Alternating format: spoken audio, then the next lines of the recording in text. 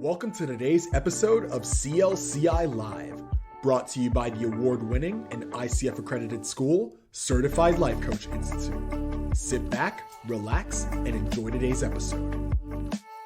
We are Certified Life Coach Institute. Welcome for our next show on the Core Competencies 6 and 7. Yes, this will be our third installment.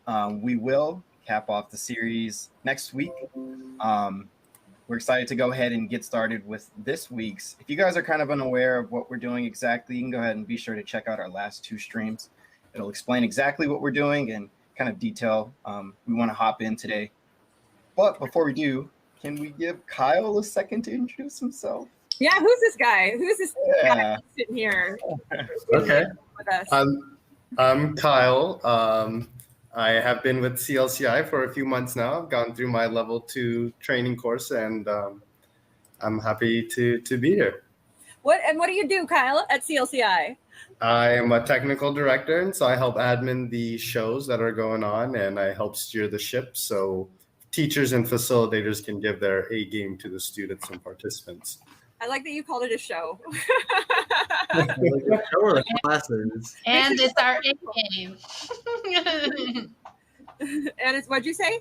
He also called us the A game. Oh, yes. Everyone on their A game. Here, we're so excited. Got to make sure teachers keep their composures. We were all in class today, so it's been a long day for us. It's been fun, though. So should we just dive right in, shall we? Let's dive. Right to it. So we are talking today about the communicating effectively leg portion of the ICF Core Competencies. And our first one is number 6, listens actively. The definition of that would be focuses on what the client is and is not saying to fully understand what is being communicated in the context of the client's systems and to support the client's self-expression. And we'll just go into the points like we always do. Number 1 point is considers the client's context, identity, environment, experiences, values, and beliefs to enhance understanding of what the client is communicating. I'll do number 2, reflects or summarizes. Do we want to talk about the point? We're going through them all. Okay. Yeah. It's not like last week where we're rushing to get them all done. We got only two this week, not 3. Considers the client's context, identity. We actually kind of touched on this. They really like to drive their points home. But the thing is, let's take what this is in this context, right? So last week was in the context of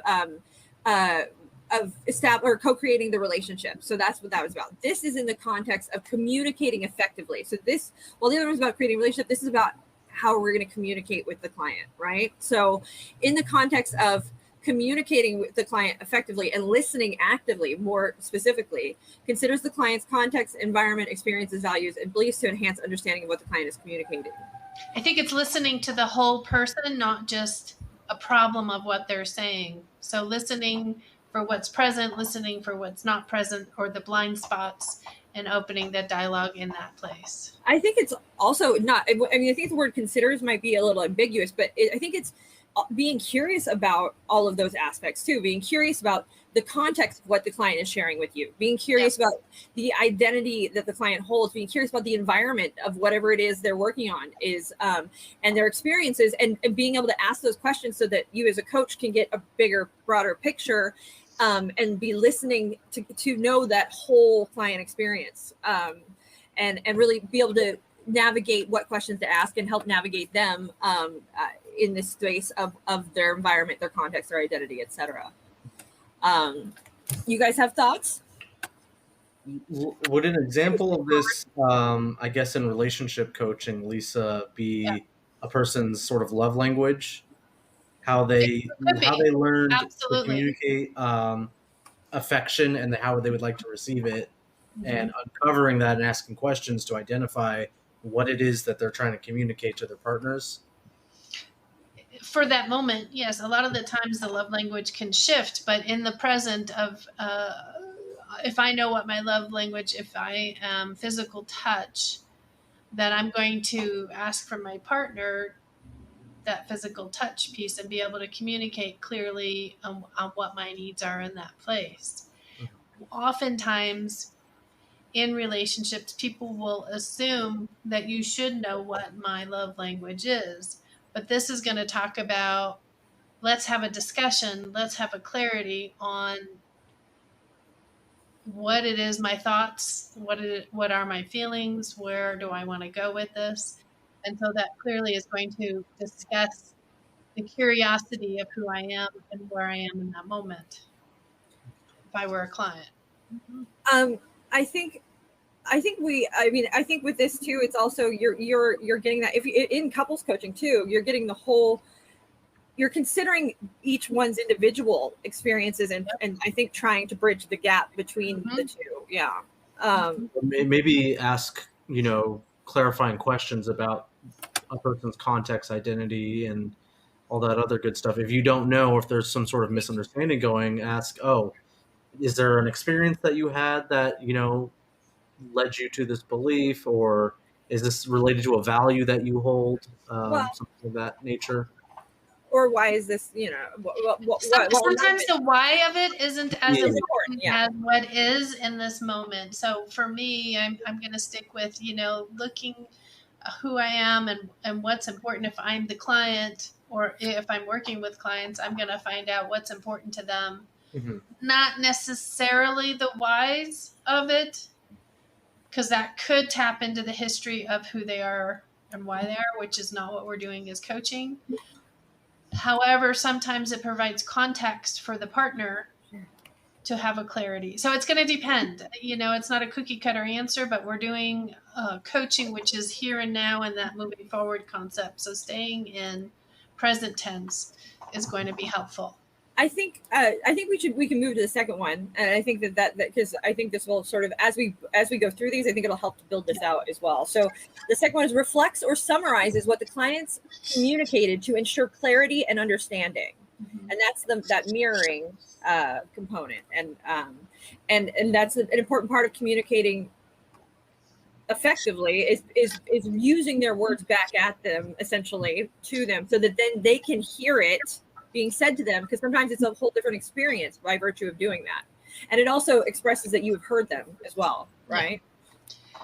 So we don't have to use every single word that they've said. It can be a brief summarization of it. Mm-hmm. And it's a good example of like active listening, and it's helpful for the coach because it keeps them thinking about what the client is saying in the moment, because it seems that coaches tend to have a problem about thinking about, oh, what should I ask next, or what should I be saying next to respond, and then you might end up, glossing over or just not paying attention. This really helps you hone in on the core of what a client is saying to be able to reflect it back to them or put it in to different words, but still keeping the same information. Not too different, though. I mean, you definitely want to stay more with their vocabulary usage. So I think staying in line with using their exact vocabulary really develops rapport, because like we mentioned, it's you coming to the realization that they are listening to what you're saying, and they're not just trying to gather some information and based off of that creating assumptions. They are mirroring exactly what you have spoken to them. And again, it's a really good way to display that you are actively listening and there with them, and again, just developing that rapport that is so necessary and so critical. And I think the importance of the using their language, I think we can demonstrate why it's important. When I say the word, we'll say excited. What comes to mind, Kyle? My happy place, something that makes me excited and comforting, joyful. What makes you excited, Kyle? What makes me excited, or what comes to mind with excitement? What makes you? Food. Yes. Food. Okay. Good one. Anthony, what comes to mind when I say excitement to you? Oh gosh. What makes me excited? Doing theater. Thinking about my theater rehearsal coming up and being in shows, that makes me excited because gives me an excuse to let loose, be someone else that I'm not, who is not that exciting in real life. So, and now, what if I said I am thrilled? Does that mean something different to you guys? Absolutely. That takes me to the theme park. Right? Yeah. So that's why it's important to choose your words or use their words back at them, because they could say, happy, and then you could respond with joyful, and it could mean two totally different things. You never know. Or if you say, maybe you infuse content instead of happy, and maybe that's a totally different emotion to them. So, and actually, I think that's pretty accurate, because some clients have corrected me when I've done that mistakenly. They don't want to be content; they want to be happy, and there's a distinction for them between those two. So yeah. Mm-hmm. Lisa, she pointed out, obviously it doesn't have to be verbatim, but those power words are very important, I think, as far as relaying back to them, very similarly to the way that they displayed them to you. Mm-hmm. Yeah, I think it's if for some reason I will take ownership of my language when I reflect back. So with a couple that I do that with, there's an intent to see how I've heard it from them. So I think what I'm hearing you say, correct me if I get this wrong, a lot of the times when I'm working with couples, that helps the partner hear it differently as well. So that also can work, but I'm still staying in the flavor of the discussion, belief system, word choices. and I think we can move. We understand what that is now. Also, but there's one more aspect to this. Mirroring body language is also important. Lisa, do you want to talk into that? So even a few moments ago, Brooke and I were mirroring a little bit. She had her glasses on. I went, oh yeah, I want to put my glasses on. And just that act, that's a mirroring. So the body language that we're mirroring in our sessions sometimes can be helpful to mirror the client. Let's say we notice the client is kind of closed off.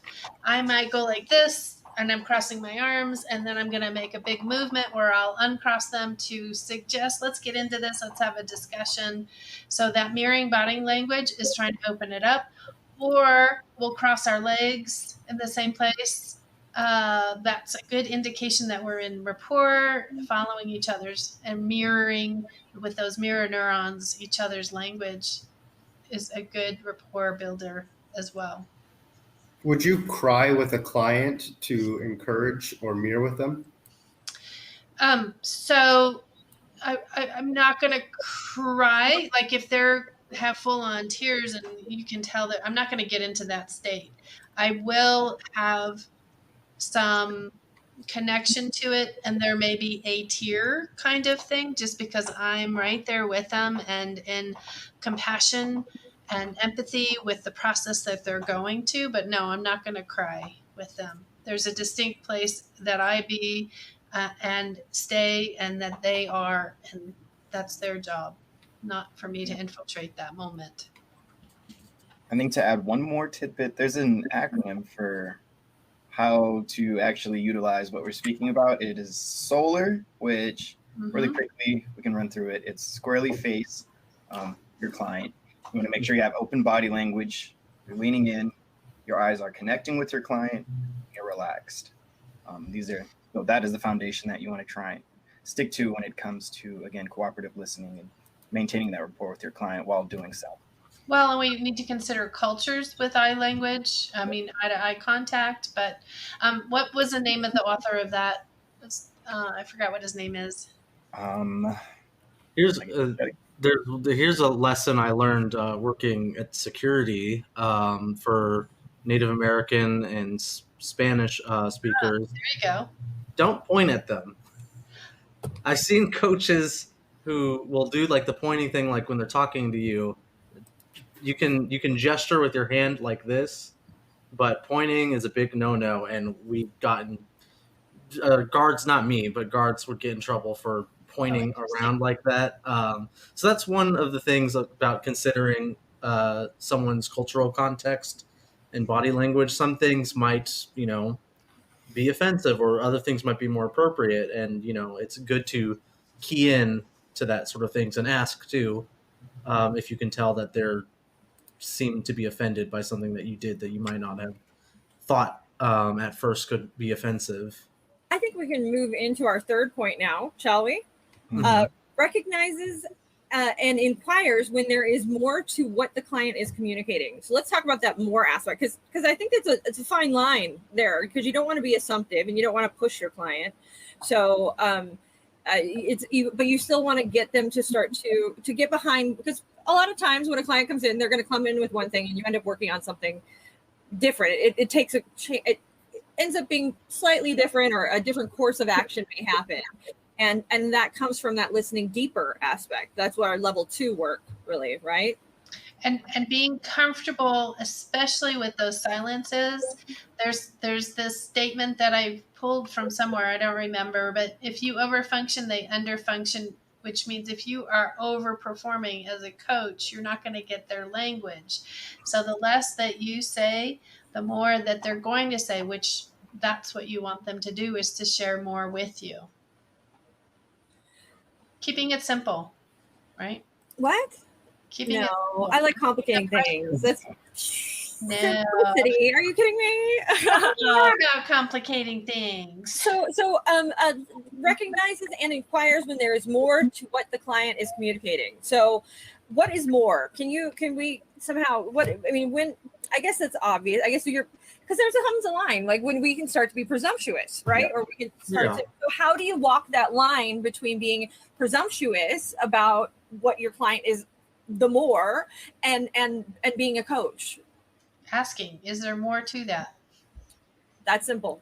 Is there more, or can you explain what do you mean by this? Or so if I have an inclination that my client, there might be more, or if I, it's pretty obvious or what have you, I simply ask, well, can you tell me more about that? It's that simple. That's all I have to do. Because what we're not doing is saying, I think that there's more to that. Yeah, right? no. That's the difference there.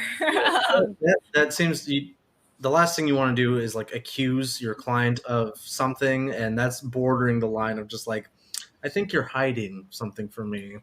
I can tell from your energy and your body. That's the trap that I see. Oh, you're not telling me. Yeah, I'm not buying a word you're saying. You're lying. However, what I just said, when I have a good rapport with my clients, I may jokingly work with them and go, what are you hiding from me? Because we already have that connection where we have jested here and there. But until you build that connection, just keep it simple. You're not allowed to laugh with your clients. That's no. So I think we've got that one. Number 4, shall we? Notices, acknowledges, and explores the client's emotions, energy shifts, nonverbal cues, or behaviors. And we kind of talked about this a little bit, that body language. We touched on that. Notices, acknowledges, and explores. So an example of this would be, I noticed that when you were speaking just now, you changed the way you were sitting, like you turned away from me, or I noticed that you got really quiet when you said that. Can you tell me more about that? Right? And it's that simple. Mm-hmm. Body language, where is it? Emotions, energy shifts, nonverbal cues, and behaviors. What is the behavior? What would be a behavior example? Making a face. Yeah, for me, I know when I kind of go into deep thought, I tend to look upwards as if I'm looking into like my brain or something like that. And I'll speak something that has nothing to do with what I'm actually thinking about. So for someone to ask, point out that behavior and say, what's going on there? What just happened in that moment? That gives me an opportunity to kind of think back to what I was realizing in that moment and to verbalize that to whoever my coach may be in that instance. Or maybe if you have a client who's like always kind of fidgety and can't really sit in one place, and then when you get them talking about a certain subject, they kind of relax, take it easy, they're not so distracted, like they're focused, and you can notice those kind of like behavioral shifts, or vice versa.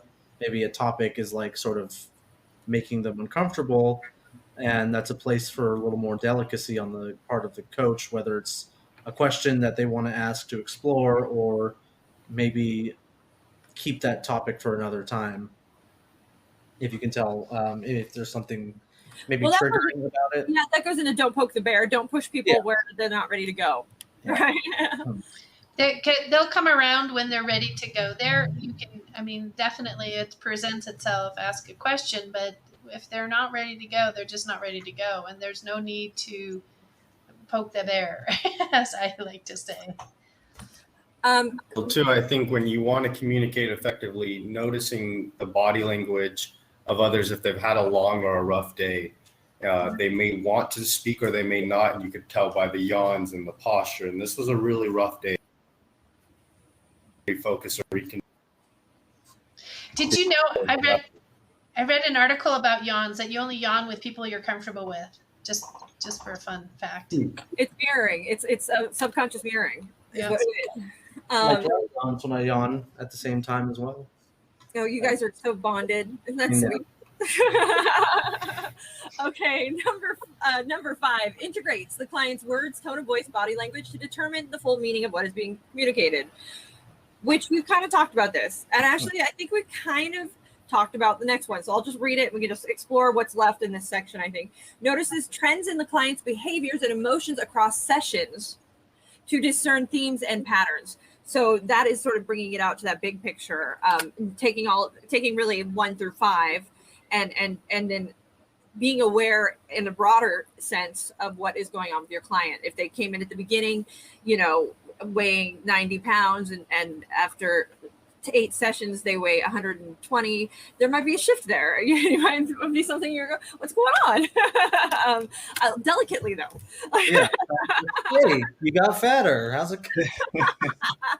Oh my goodness. Yeah, don't do that. Also recognizing, and I think most people intuitively know this, but I've seen some people who may have trouble with this. It's not just the surface of what's being said is what's being said. It's the whole body of body language, tone of voice, and how humans just communicate in general to get that meaning. It's being aware that it's not the 20 question game. Is that you as the coach, you're having patience, you're focusing in on what they're saying, you're reflecting it back, and it just all comes full circle through all of these 1 through 6 concepts that we're sharing. I asked 21 questions, not 20, so it's different and it's more interesting on numbers, so. Is there anything we have yet to explore in the listens actively realm? I think I mentioned this before, but don't try to think about the right question to ask when someone's talking, because if you follow the 80-20 rule, okay, 80% of the time a client's going to be talking, and it's helpful to listen to them as they talk, not be in your own head. Devil's advocate here. Mm-hmm. When I say don't think of the pink elephant, what do you think of? The pink elephant. I'm thinking about the words you're saying, Brooke. You're not thinking about a pink elephant? Yeah. So instead of not thinking about the right question, what can they be doing? And you said listening actively. How do we check that? What is my next question moment? What happens if you don't have it? If you don't have what? If the client's talking and they get to the end and you don't know what to ask next. Client, here's what I've heard you say. This is what my understanding of what you said. Do I have that correct? What is the perfect question to ask you here? I like that you said client. I address all my clients as clients, so I totally get it. Okay, so I think we're at the halfway mark. Let's move into 7, shall we? Shall we, everybody? Evokes awareness. Definition: facilitates client insight and learning by using tools and techniques such as powerful questioning, silence, metaphor, and analogy. Dun, dun, dun. And I know for a fact Anthony does not like metaphors, by the way. My opinion is that they're sometimes more harmful than they are helpful. Sometimes, if you're speaking a different language or you come from a different cultural context or background, sometimes those metaphors just don't land. Yeah, I would agree. That kind of right there, what I just said, not landing, that's a metaphor right there. So that didn't work for me, Anthony. Sorry. Yeah, metaphors can be kind of all over the place sometimes, and that kind of again falls in line with remaining in line with your client's language. There are some metaphors that you may use that just throws the whole session off course, because now they're trying to figure out what you're saying to them, which is never a good space to be in as a coach. So client has used this language where they were talking about filing, and they hate filing, and they said it's like climbing a tall mountain. Right? So because they gave me that language, that's where I could use that metaphor and that comparison and that contrast and all of that. And it gave them a good picture because it was already their language. Mm-hmm. Yeah, the converse of you giving metaphors, asking the client to give metaphors, or being open for the client's analogies, that is really, really helpful information to have. Just like I know now that Anthony likes airplane analogies. Do I? Landing. It may not land. You gotta take off. No.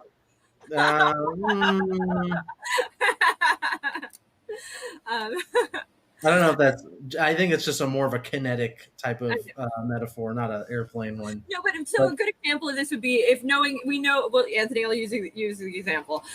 We know that Anthony likes theater, right? So I might be able to say use an analogy within the bounds of theater and being an actor and working with a director or taking direction, something along those lines, and apply it to something that we're working on, knowing that he has that experience and would understand what I'm saying in that metaphor.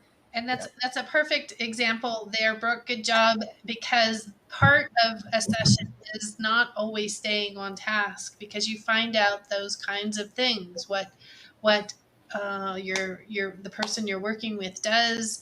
If they're a contractor, you can use contracting metaphors. So sometimes releasing that I call valve in a session and finding out some fun details can play a huge benefit in that. Mm-hmm.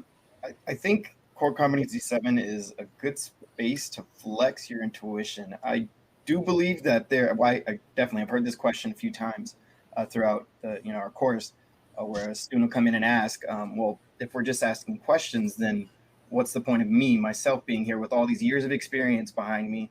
What is the purpose of all those years of experience being behind me and not me being able to utilize those? And I think this space is a great space to go ahead and do so. Again, making sure you're not overwhelming your client with what you're bringing to the table, but bringing just bits and pieces of what you have learned throughout the course of your life, and using that as a coach.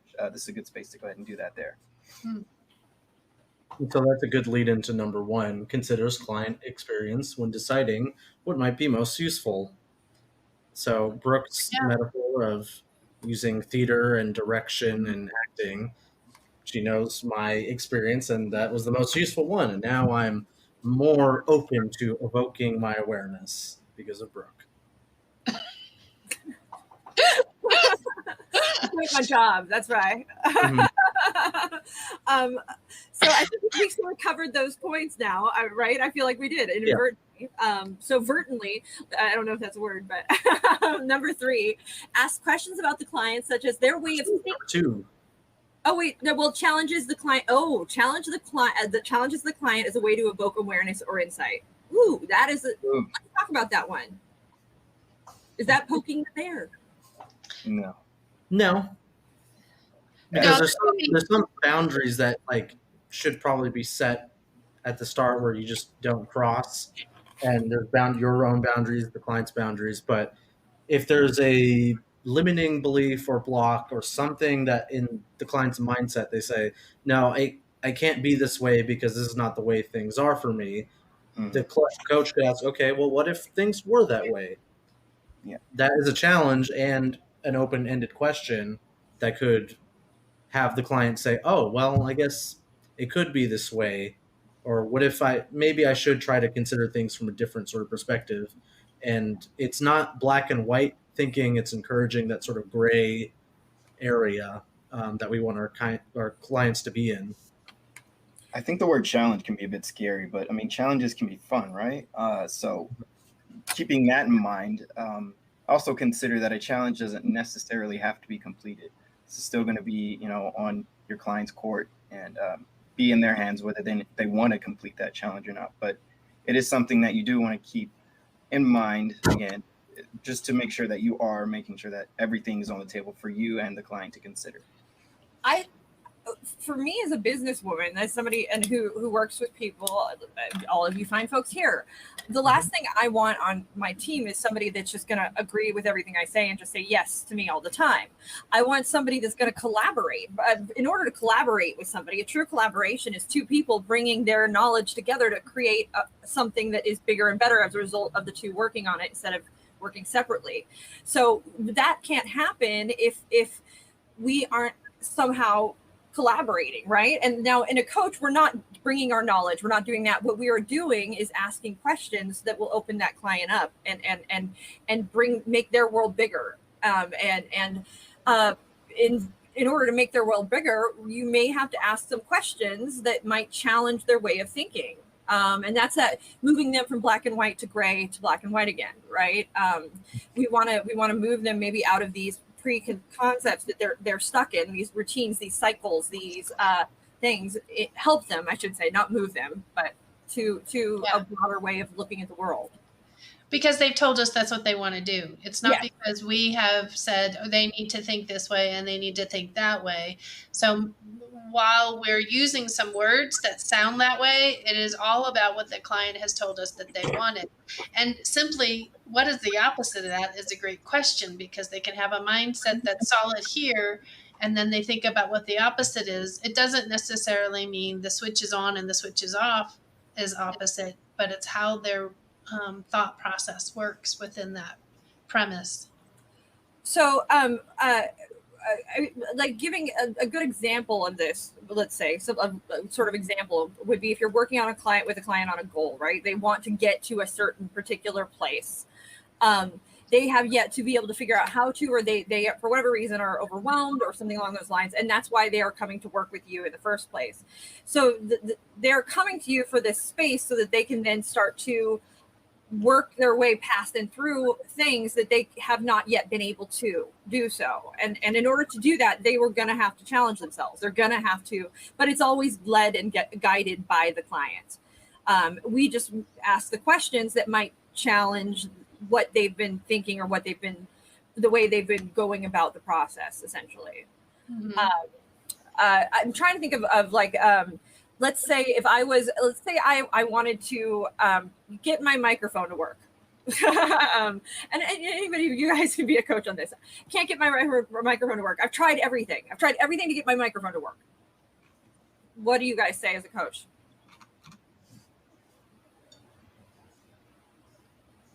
What is it about this microphone that you value so much? So you want to reflect back with what she just said. So if she's saying something, what did you guys just hear her say? So you're saying that you can't get your microphone to work for you. I've done everything. You've done everything. Everything? You've done everything. Everything? And then the moment you say, have you done everything? Might go, well, not everything. I haven't gone to the website. I haven't asked somebody to help me with it. I haven't. And now look at that. My world has gone from I've tried everything to now I have these things that I can explore as opportunities and options. I see. So you lied to me. No, not quite. So I think that's a little more tangible sort of example of how you can challenge your client's way of thinking, but it's not like you're outright calling them out. You're simply mirroring to them what maybe their absolute thought processes are, and everything. Did you try everything? And that's so a client shows you and tells you and talks to you. You've built rapport. You've got a lot of information with this client, and now they're telling you the perfect solution to a conundrum that they're going through. But everything in you says, this is not their solution. They got this answer somewhere. It's not something that feels like it's connecting with who the client is. Authentic too. Yeah. So how do you ask that client a question? Just ask like, oh, so where did you get that? Where did that answer come from, do you think? Or where did... Tell me more about how you found this solution. Mm-hmm. Tell me more about why it's right for you, or tell me more about what makes it perfect. Yep, Brooks' questions, not mine. Mine sound a little bit more accusational.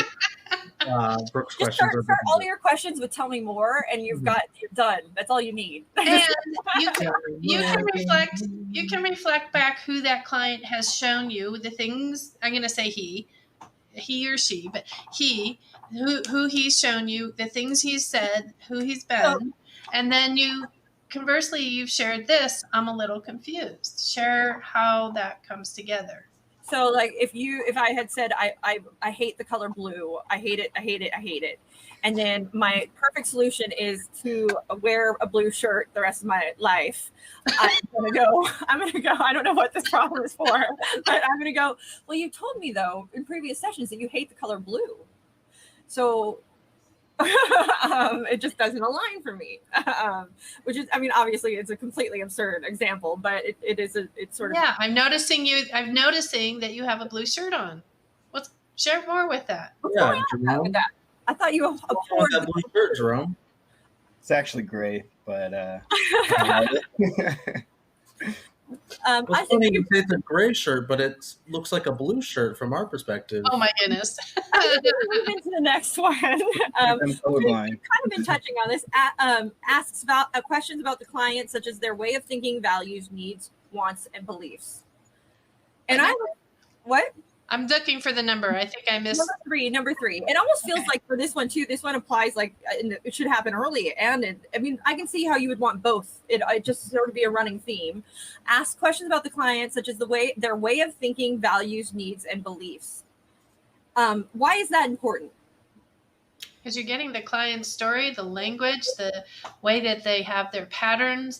You're watching body language as they're speaking. There's just so much that you get from this. This is one of the few spaces that a coach should ask why in, I would think, because this is where you can get them to connect to their emotional relevance, the meaning of their goals, and attach to that as they move forward. That it is in line with their values. That it is. All of these things. It's in line with their way of thinking. They're in alignment as they move through this, and that's why asking this and where that why might come in critically into this part. Yep, Deborah Mack Rankins. It's all about the client. They're trying to figure out what it is about them that makes them tick, and also with those asking questions about the thinking, values, needs, wants, and beliefs. That gives you an opportunity to see if there's any sort of thing that's misaligned or in conflict with each other, because ideally I would think that a person's way of thinking and beliefs inform what they value, need, and want. But if their needs and their wants are different, or their values and beliefs are in conflict, that's a good way to ask them questions to try to resolve it or tie it together into a clearer picture. Absolutely. I think this moves us into our next one. Ask questions that help the client explore beyond current thinking, which is sort of, we demonstrated that just a minute ago, I think too. And that's number 4. Number 5, invites the client to share more about their experience in the moment. What does that mean, in the moment? As they're sitting in your chair. Okay. I would say, relating back to what they most recently spoke about, and maybe not necessarily going back to a past session or previous session and bringing up something there, because things shift from session to session. So you want to make sure that you are sticking with your client as far as what they want to get taken care of in that moment. I think it's also the staying in the present piece, not going to the past, not digging up that the historical, the coaching the ghost, the behind them stuff that they cannot change.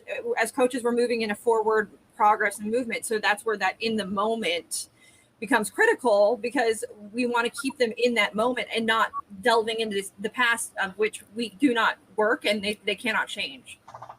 It's the question is, how is that impacting you now? Also, I would say avoiding the future as well, because it's easy for coaches to ask all these hypothetical questions like, oh, how would this make you feel if this were to happen? Or how would you feel if you were to achieve these goals in the future, but you want to ask how do you feel right now about discussing these goals? Like what are you thinking, or what are you going through currently as we're talking, me and you, Well, not whoever you want maybe in the future? I would say yes, and though the future is to some degree important because we're working towards a goal, but I think it's also being mindful and having your client be mindful and living in the moment. The process is really it's that there's a cliche saying it's not the end goal, it's the process of getting there, or whatever way they say it. That's what that really, it's the adventure of getting there that it is really the payoff, not the end goal. And so keeping them in that space of we're working through it, but enjoy the process. I think is a great place to work from in this space as well. But you might have a client that doesn't enjoy the process. Well, screw them, they're out. They might be coming from a place where they don't like these shifts. They know they need to make the shifts. They want to make the shifts, but it's not a fun place for them necessarily. And it's always about meeting the client where they're at. So as you're going through this learning and this change, what are you in control of? So it's being actively aware for the client on what they're in control of and what can change from that. So if I hate the process, like if I'm hating, hopefully then we are looking to the future, because I'm hating the process so that I can get to something I want, right? Yeah. That's right. So in that moment. Then I would ask as a coach, oh, my cat is just Parrot. I would ask then, what can we do now to make this process more enjoyable? Like, we have a goal, we have a process that you agreed upon. Do you think that there's something that we could do or adjust or change right now to make that more enjoyable for you? Yeah. Is that leading, Lisa? I'm sorry, I got over here. I was looking at the messages. Oh, the cat. No, so he was saying that if you have a client that's not enjoying the process, that's really, it's like, can you ask them, is there a way to make this process more manageable? Oh, absolutely. Okay. Sure. Okay. So an example I was thinking of is like fitness coaching. That's one where there's a goal, and usually the process is very painful and grueling, but there are ways to adjust the process to make it at least a little bit more enjoyable for a person. Or it just becomes ownership of the process. So even like you're saying, the workout, right? I don't like that, but I have to take ownership because that's a direction I want to move towards. So good point, Anthony. By the way, this is what number 6 notices what is working to enhance the client's process. Oh, we didn't even have to. Look at that.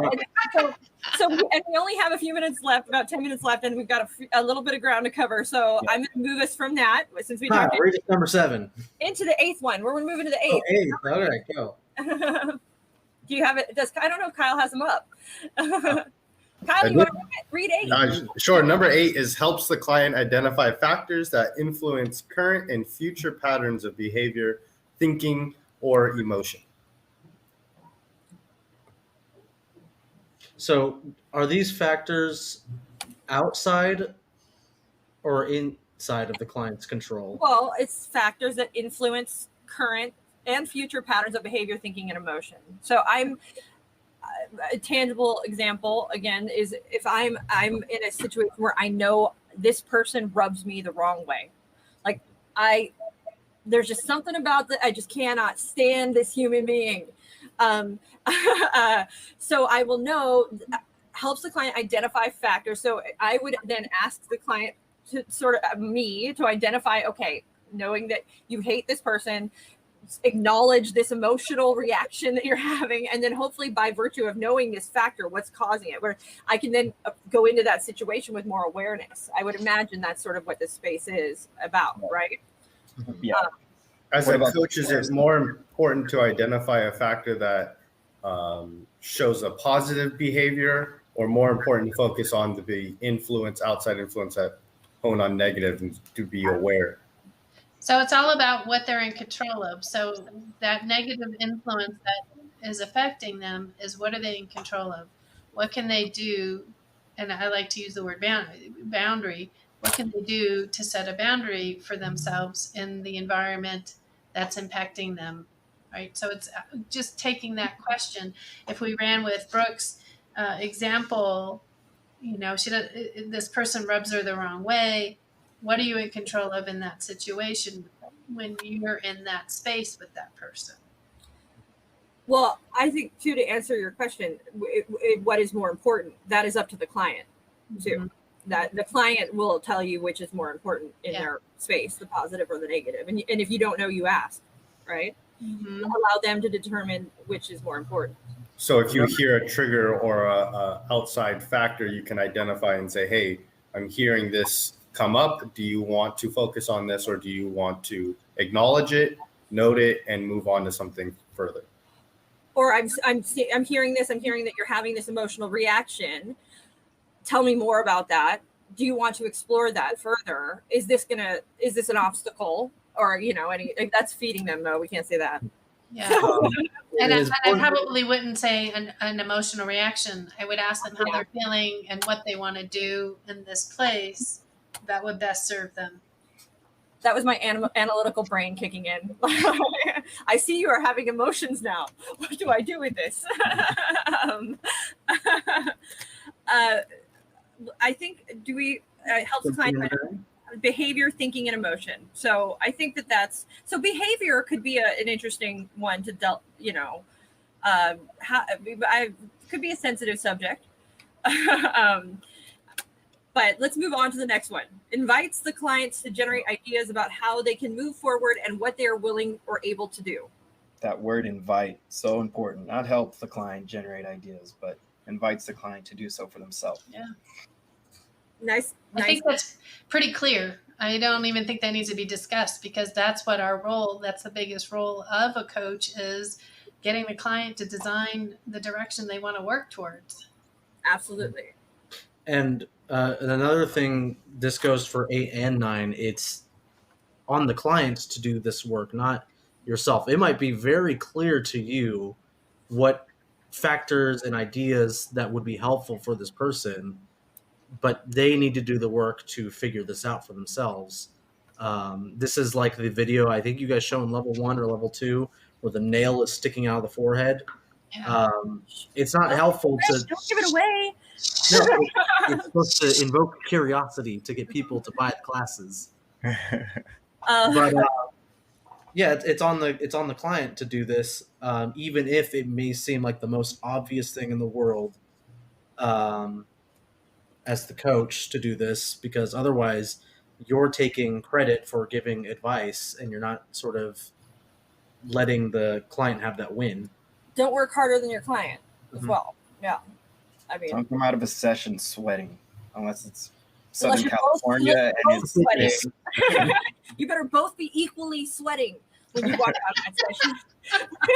I don't care if one of you has some weird hormonal disorder that causes you to sweat more. You get mirroring and sweat the same amount. So I think we have kind of talked about this in one of the other competencies that we've had before, where the client is the one that definitely should be doing the work, the heavy lifting.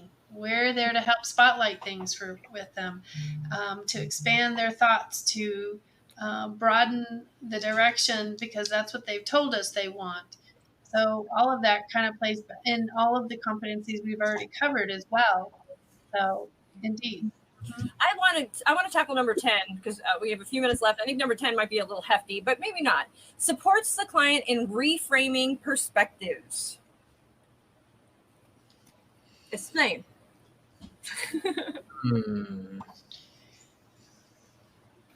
I think as a client, you might initially have an idea of something, and being able to, one, look at it and speak it out loud. And then after, as a coach, you hear the idea, being mindful of other perspectives or scenarios that could have occurred to control a situation. There might be a very narrow frame. And as a coach, you should try to encourage other perspectives to help reframe your thought process and maybe approach to a solution, if that is your goal. I think forgiveness that's right there. That's forgiveness, is being able to see other people's perspectives and understanding it so that you can move through that. I want to take this to a negative place really quick because that's how I roll. So also your client might hit bumps in the road, right? Your client might have obstacles and want to give up, and reframing a perspective in that moment could be something that is very beneficial or critical to your client's progress towards their goal. In a space they might otherwise have given up on, that you can reframe so that they keep in motion and don't quit, right? Mm-hmm. Do you think we have time for an example? Oh, I feel like we don't. No, you can't. Well, just Okay. So we're in charge here. I'm the client. Oh gosh, my friend doesn't spend any time with me. They absolutely hate me. I just know it. Is there a question that you could ask as a coach that might help me reframe that perspective? Could there be other reasons why this person's not spending time with you? Can you tell me more what your friend is doing? Now, if this were a real world example, I could expound. But yes, that's a great way for me to maybe your friend. I may. What did he say? Maybe your friend does hate you. But it's so easy to get caught up in tunnel vision sometimes, and that's, again, this is kind of what we're speaking about, helping your client, inviting them to understand that not everything is the way that that it seems to be. Especially if you realize the client hasn't been considering perspectives in different areas that, as we talked about plenty of times before, there is no black and white. There's always that. Yeah, we have an amazing live on this that we talk about black and white thinking and gray thinking and moving through that space. And if you haven't already watched it, you should. Shameless plug. We have one more point left. One more point left, by the way. Shall we tackle it? Shares observations, insights, and feelings without attachment that have the potential client to create new learning for the client. Wait, hold on. Am I reading that completely incorrectly? Shares observations, insights, and feelings without attachment that have the potential to create new learning for the client. I did it, guys. Mm-hmm. So explain. So one of the things that you could be doing in the questioning with the client is reflecting back and asking them simply, what are you hearing in this reflection? And that can give them that opportunity to get a new insight based on hearing it from a different angle. We have, again, in level 2, we have a different behavior that we are sharing with you that also elicits this concept to open up that transition of different perspectives in that process. So there's lots of different things you can be doing. I just zoned out. Like, what does it mean to do all this without attachment, though? Yes, that's right. So that's yeah. You don't need to be right. That's the caveat. It's attached, and to outcomes. You don't have to. Yeah. You don't have to be like, my client has to have a breakthrough every session. My client's going to reach her goals in three sessions, not 12 like everybody else. Like, you release that attachment, or just let it happen. Be in the flow, be in the moment. They're in charge. They are totally in charge, and I cannot have ownership of their connection to their direction that they have said that they want to move towards, or their successes or failures. You don't get to own their successes, and you don't get to own their failures. When they come in and say, I did it, thank you so much, I did it, or this is all because of you, it was because of working with you. As a coach, you say, no, this was you that did this, you did the work. That's all. I ask questions. Maybe the time that is appropriate is if you got any of those testimonials I could use. Yes, right. Would you be willing to give me a testimonial? Thank you for marketing. Yes, very important. But in that moment, you're going to tell them, no, this is you. You get all the credit here. This is all you're doing. This is all I did was ask questions and congratulate them and turn that back on them. Give that back, that success, that celebration back to them as well. You can go celebrate and take all the credit to your friends elsewhere. Mm-hmm. I think that wraps up our 2. Any final thoughts on communicating effectively, guys? I'm not listening to any of you. Yes, I'm What? not hearing you. I'm just thinking about the next thing I'm saying. I got things to do. So if you enjoyed the feed, guys, please check out Certified Life Coach Institute. Also check out our other lives and videos like the Black and Gray Thinking Live that we did not too long ago. You can find those on our Facebook page, on our YouTube, or on our website. They're in all 3 places. It's kind of amazing. Hey everyone, thanks for tuning in to today's episode. Once again, this is brought to you by Certified Life Coach Institute. We're an ICF accredited school who certifies our life coaches in 3-day online intensive courses. In addition to other podcast episodes, feel free to check us out every Tuesday at 4:00 p.m. Pacific Standard Time on YouTube or Facebook for our CLCI Lives, where we get together and discuss various topics that are centered around sharpening your skills so you can become a better certified life coach. For more information, feel free to visit us at certifiedlifecoachinstitute.com. Until next time, be well.